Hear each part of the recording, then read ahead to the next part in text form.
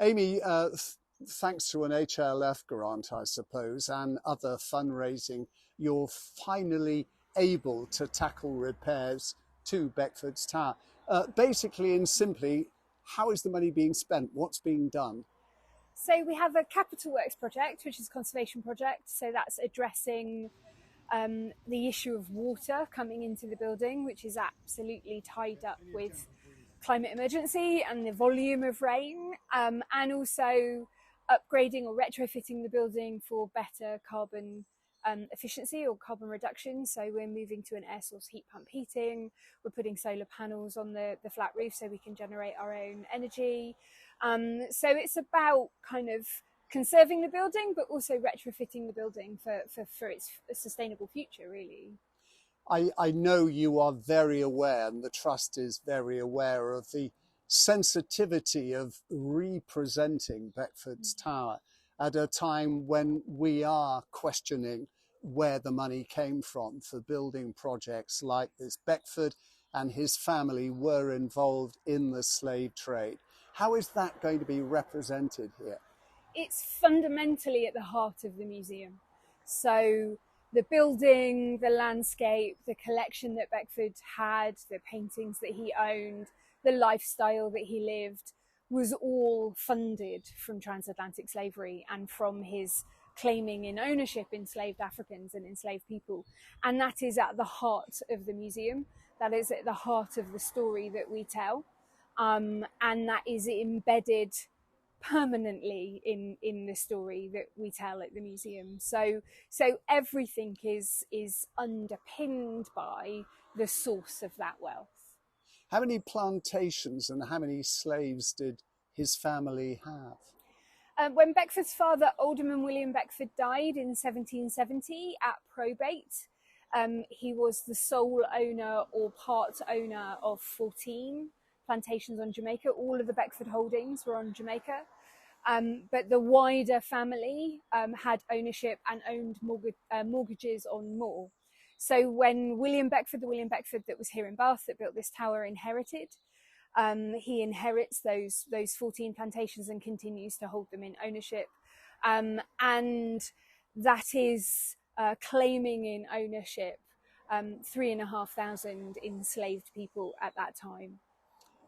How do you feel about the fact that money that came from enslaving people was used to build a tower like this, a tower for a man to just come up the hill through his land from his house in splendid isolation and just sit there, Lord above all?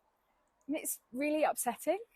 It's upsetting. It's challenging. It's, he is not a likable person because of this and because of other behavior actually in his life, the way that he takes advantage of the lives of others, both people within his family or within his circle and people held in enslavement on his plantations. So it is an uncomfortable truth and an uncomfortable place to visit, and it is our job, our responsibility as the kind of custodians of this building, to try and explore that truth and to tell that story with as much honesty as we can, and do it not just through us. So the museum, when it reopens and as it continues to evolve, is capturing and listening to and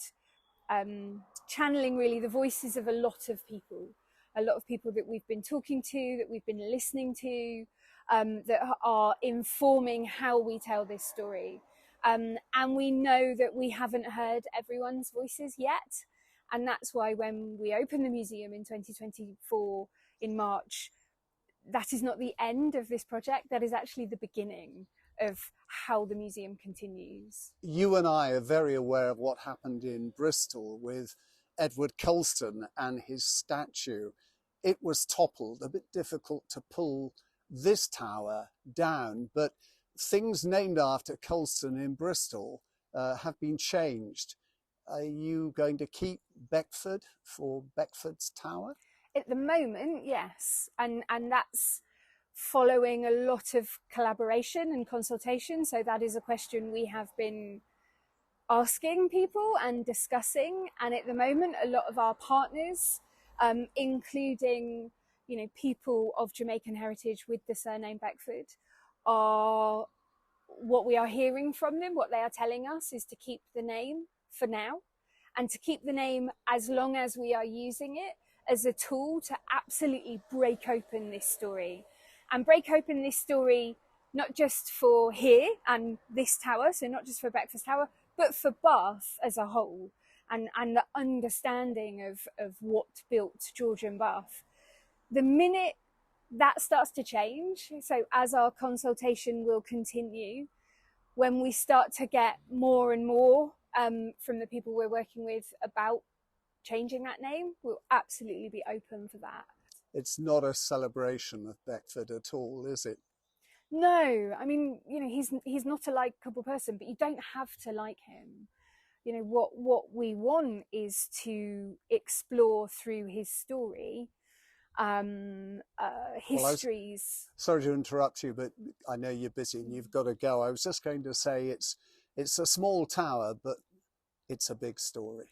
It's a huge story, and one that, you know, we are trying to tell. We are going to get it wrong, and we have already got things wrong, but every time we do, we learn and we listen, and that means that the next label, the next app, the next talk, we will try and do it better. And that's that continual process of evolution, which is what museums are about and what museums interpretation should be about.